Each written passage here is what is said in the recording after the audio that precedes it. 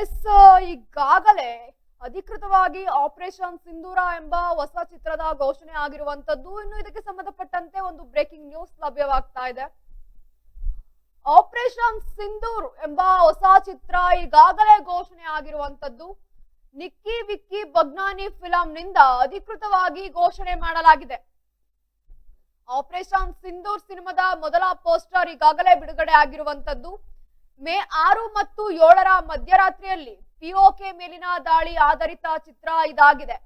ಭಾರತೀಯ ಸೈನಿಕರ ಕಾರ್ಯಾಚರಣೆಯ ಚಿತ್ರ ಆಪರೇಷನ್ ಸಿಂಧೂರ್ ಧೈರ್ಯ, ತ್ಯಾಗ ಮತ್ತು ದೇಶಭಕ್ತಿಯ ವಿಷಯಗಳನ್ನು ಹುಟ್ಟುಹಾಕಿದ ಪೋಸ್ಟರ್ ಇದಾಗಿರುವಂತದ್ದು.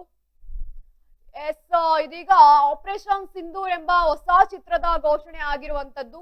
ನಿಕ್ಕಿ ವಿಕ್ಕಿ ಬಗ್ನಾನಿ ಫಿಲಮ್ಸ್ ನಿಂದ ಅಧಿಕೃತವಾಗಿ ಘೋಷಣೆ ಆಗ್ತಾ ಇದೆ.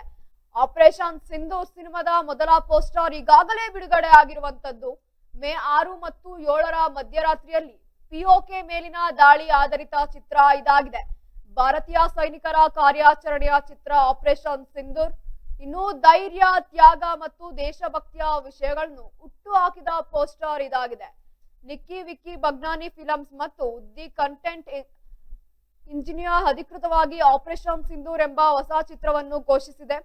ಇದು ಮಾರಣಾಂತಿಕ ಪಹಲ್ಗಾಮ್ ಭಯೋತ್ಪಾದಕ ದಾಳಿಗೆ ಭಾರತ ತ್ವರಿತ ಮತ್ತು ಕಾರ್ಯತಂತ್ರದ ಪ್ರತಿಕ್ರಿಯೆಯಿಂದ ಸ್ಫೂರ್ತಿ ಪಡೆದಿರುವಂತದ್ದು. ಇನ್ನು ಭಾರತ ಮತ್ತು ಪಾಕಿಸ್ತಾನದ ನಡುವಿನ ಉದ್ವಿಗ್ನತೆಯ ನಡುವೆ ಆಪರೇಷನ್ ಸಿಂಧೂರ ಸಿನಿಮಾದ ಮೊದಲ ಪೋಸ್ಟರ್ ಬಿಡುಗಡೆ ಆಗಿರುವಂತದ್ದು.